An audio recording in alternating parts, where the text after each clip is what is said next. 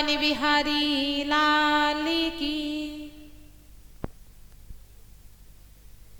सुनीति ने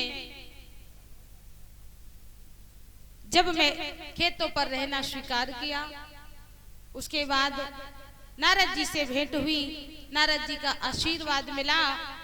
और जब नारद जी का आशीर्वाद मिला तो सुनीति के यहाँ पर एक पुत्र की प्राप्ति हुई। सुनीति ने सुरुचि को भी नारद जी से आशीर्वाद दिलवाया। दोनों के यहाँ पर एक एक पुत्र का जन्म हुआ, लेकिन दोनों में अंतर है। एक ही पिता की दो संतानें हैं, पर दोनों में बड़ा अंतर है। कहा है विद्वानों ने,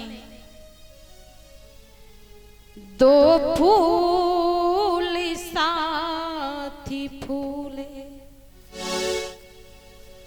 पर किस्मत जुदा जुदा है।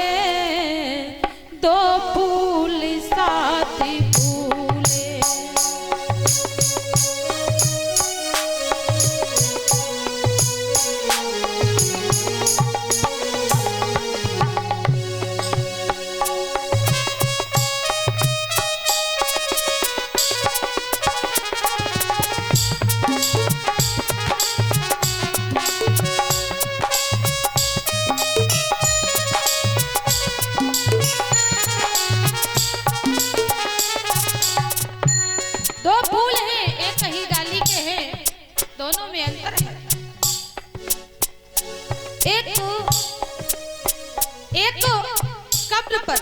और एक माला में, वो भी किसकी?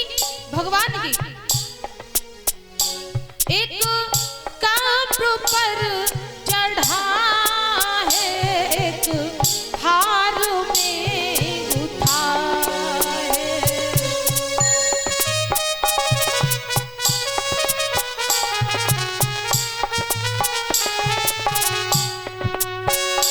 दो फूल साथी फूले पर किस्मत जुदा जुदा है।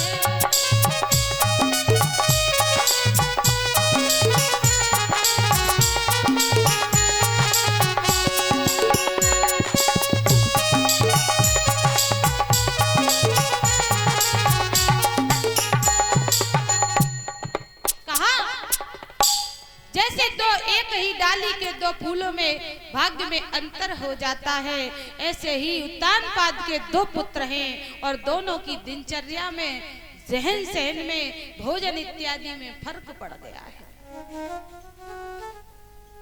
क्या फर्क पड़ा है?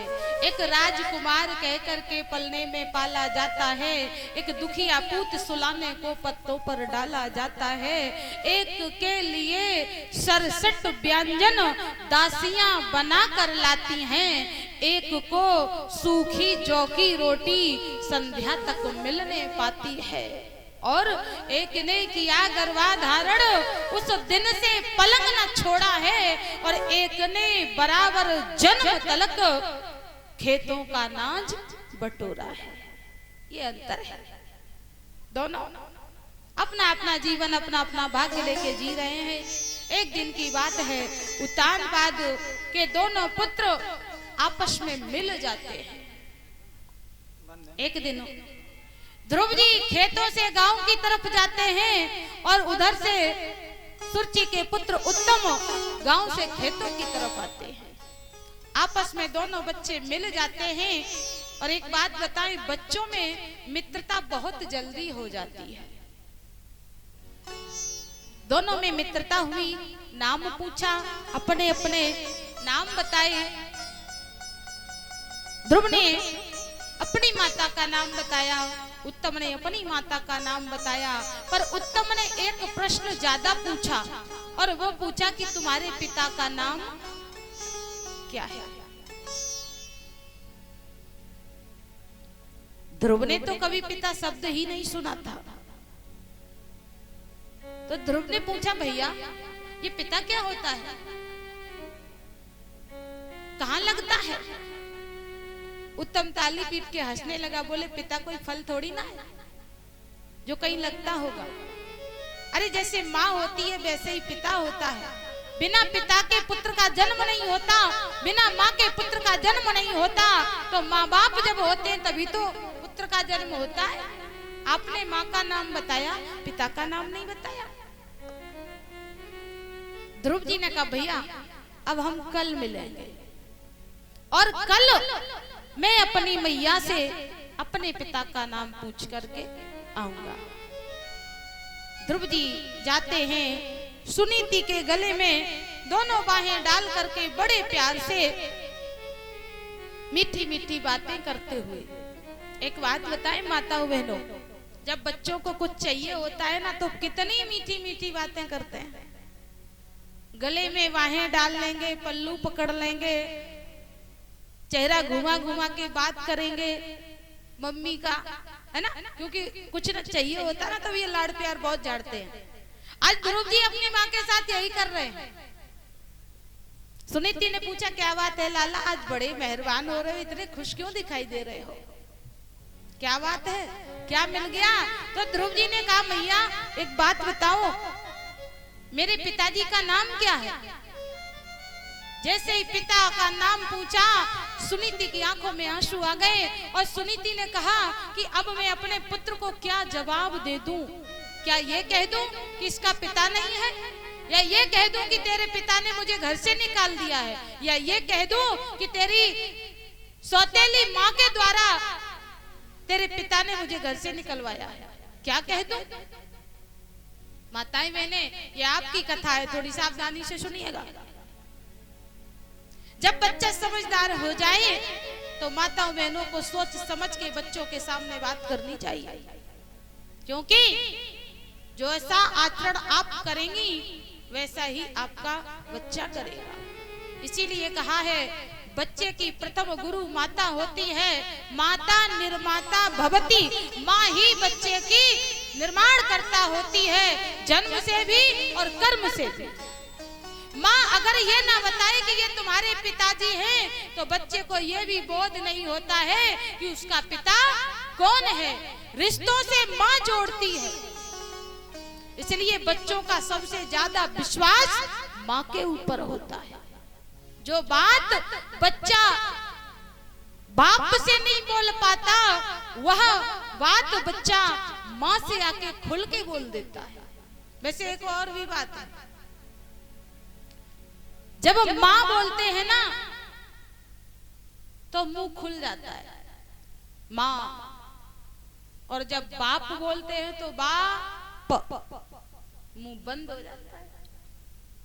तो माँ के सामने मुंह खुल जाता है और बाप के सामने बंद हो जाता है। इसीलिए बच्चे बाप के सामने कुछ बोल नहीं पाते हैं क्योंकि मुंह पहले ही बंद हो गया, और माँ के सामने खुल जाता है तो सारी बातें अपने मन की कह डालते हैं। पिता का नाम पूछा सुनीति ने बड़ी सावधानी से। सुनीति ने कहा कि अगर मैंने आज अपने बच्चे से झूठ बोल दिया तो जीवन भर ये झूठ बोलेगा।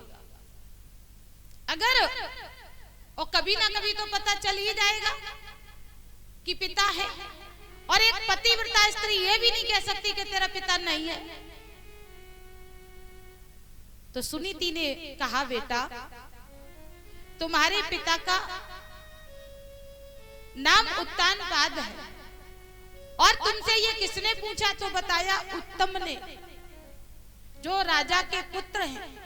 तो सुनीति ने कहा कि जाओ ध्रुव, जो पिता उत्तम के हैं वही पिता तुम्हारे हैं। ध्रुव जी आखिर तो बच्चे हैं, उन्होंने कहा मैया फिर उत्तम तो महलों में रहते हैं और हम खेतों पर क्यों रहते हैं? सुनीति ने चाहती तो कह देती तेरी मौसी ने निकलवा दिया, पर नहीं। सुनीति ने कहा बेटा तुम्हारे पिता का बहुत बड़ा राज्य है, पिताजी राज्य संभालते हैं, माताजी महल संभाल, छोटी माता तुम्हारी महल संभालती हैं और खेतों का कारोबार हम देखते हैं। अब तुम छोटे हो इसलिए तुम्हें हमारे साथ रहना पड़ रहा है। जब बड़े हो जाओगे तब हम भी वहीं पर रहेंगे, तब तुम बाहर का काम संभालना। तो आज की अगर सुनीति होती तो सत्य बताना, क्या कहती है आप अपने पुत्र से? है? कहती बेटा जो महलों में रह रही है ना, उसी के कारण, उसी दुष्टा के कारण हमें या खेत में रहना पड़ रहा है। जब आप बड़े हो जाओ तो चोटी पकड़ के घर से निकाल देना। यही शिक्षा देती ना, खूब भड़काती,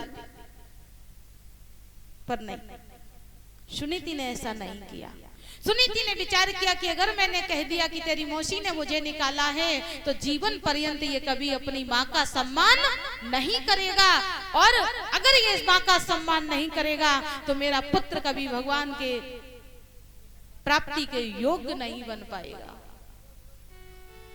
ध्रुव जी ने कहा फिर तो कोई बात नहीं मैया, हम तो भाई भाई हो गए। और दूसरे दिन ध्रुव बड़ी खुशी खुशी ध्रुव जी से, उत्तम जी से मिलने के लिए चले जाते हैं।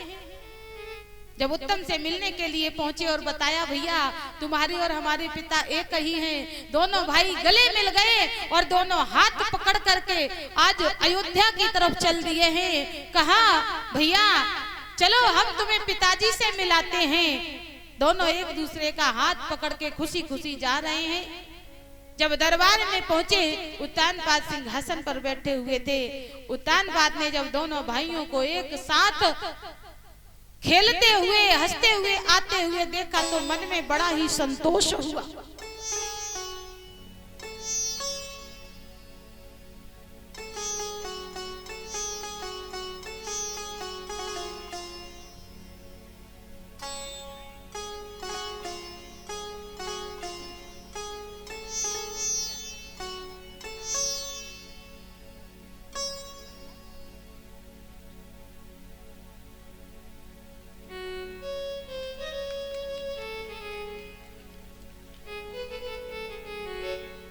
जैसा कि आप देख रहे हैं, ये हमारी गीता बहन जी जो नंगलापुट से पधारी हुई हैं, मुद्राओं के हाथ से सम्मानित किया है। भगवान से प्रार्थना है इनके जीवन में सदा सुख शांति बनाए रखें, माता लक्ष्मी भंडारे भरती रहें, प्रभु समस्त मनोकामनाओं की पूर्ति करते रहें, इसी भगवान से कामना करते हैं। बोले वृंदावन बिहारी लाल की।